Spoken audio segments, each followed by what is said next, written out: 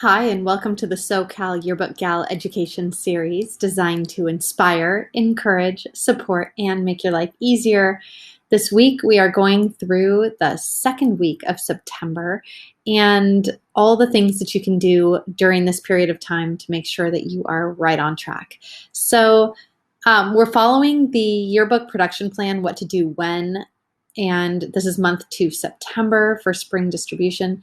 And the first thing on there is to conduct fun icebreakers and to start your staff bonding. This is probably one of the most important things that you can do, and and it needs to be done early. This is something that I did every year at the beginning of the school year for my yearbook class, and really, I think you'll find that if you don't start with that solid foundation, that stuff starts to crumble a little bit as the year goes. If the kids don't really bond, if they don't really get what it's like to be there for each other and be responsible and intrinsically motivated, it's really important to make sure that the kids understand what their expectations are and how they can help each other.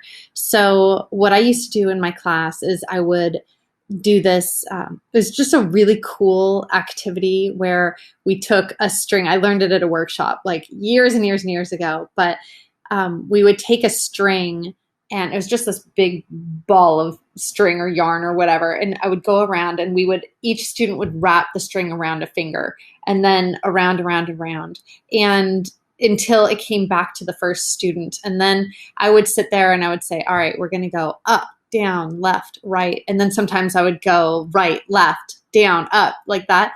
And so you could tell that when we changed the pace, some of the students would go in the wrong direction, or some of them would go too quickly or something like that. And so the key point, it was actually like a very physical thing that happened.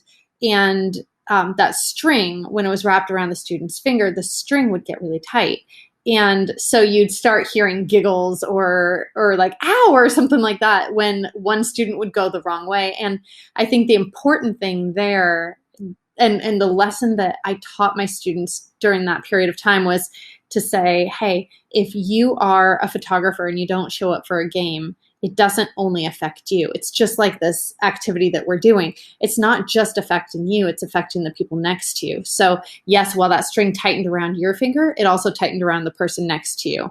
And because you guys were going in opposite directions. And so if you're a photographer and you don't show up to the game, you're not just hurting yourself, you're hurting your designer, you're hurting your copywriter, you're hurting everybody on your team. And so I think that that's a really great eye-opener for the students to realize that what they do impacts everybody in the class, and that we have one vision for the class. That vision is to get out a beautiful yearbook, and it takes everybody. And so you can't just, it's not the type of class where you could just slack off and it, it just doesn't matter. It only impacts your grade. It actually impacts everybody, because somebody's going to have to pick up the pieces for you. So anyway, I really love that activity. It was a great team building activity.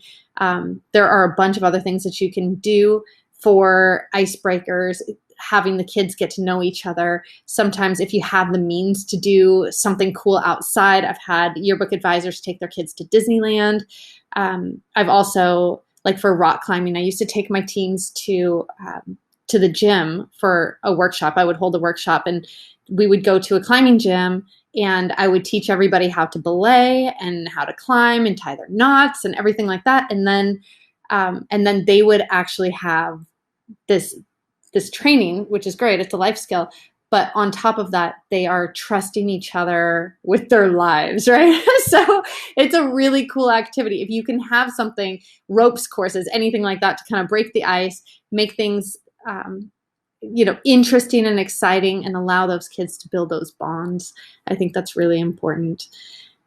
Just a couple of other things just to keep you on track. We're not going to go into depth on all of these, but establishing and confirming your budget with your yearbook rep, that's really important. Make sure that your rep knows what your budget is and how much money you have to spend, how much you have for your upgrades, or if you were, just make sure that your rep knows what your budget is so that your rep can help you stay on track. This is probably one of the most important things for you financially, is to make sure that you have somebody in your corner looking out for you and your budget as well. That also goes in line with setting your book prices and your ad sizes and your rates. We talked about this in last week's video, but make sure that you're pricing your ads in a way that allows you to make money. You should always be making money. Plan for picture day. If you haven't done that yet, make sure that you know who's taking your pictures and make sure that the person who's taking your pictures knows who those pictures need to go to. So it needs to go to you. Obviously, there will be a set for the office. It'll be typically a lower resolution set of images for the office, and you are going to get the high res version for the yearbook. Any sort of crowdsourcing, if you have easy picks through us, or any sort of crowdsourcing, if you want parents to drop images into a folder for you guys so that you could use that throughout the year. This was really important last year, but definitely important this year too. We need to get as many pictures as we possibly can in the yearbook, and you can definitely get help from your community. So take advantage of that. We talked last week about having a student manual. That's really important. This week, we're talking about designing templates and creating a specific style guide for each section. Make sure that you have that theme developed and that you're really working through it and that it's consistent throughout your book. If you haven't set up your online store, this is a great time to do it. You have early bird prices. Remember, it's not a late fee for turning these or for purchasing later. It's an early bird fee for purchasing early, or an early bird discount, I guess, for purchasing early. That's more exciting for your parents than having late fees. And then also, once you have that, you can also create and assemble your ad sales packets and all of that stuff. I would definitely put a student in charge of that if you can. It takes one more thing off of your plate. Have a student in charge of assembling the ad sales packets and make sure that your parents know that they can purchase ads. And then the last thing is to teach a basic coverage of the first week of school and the first month of school.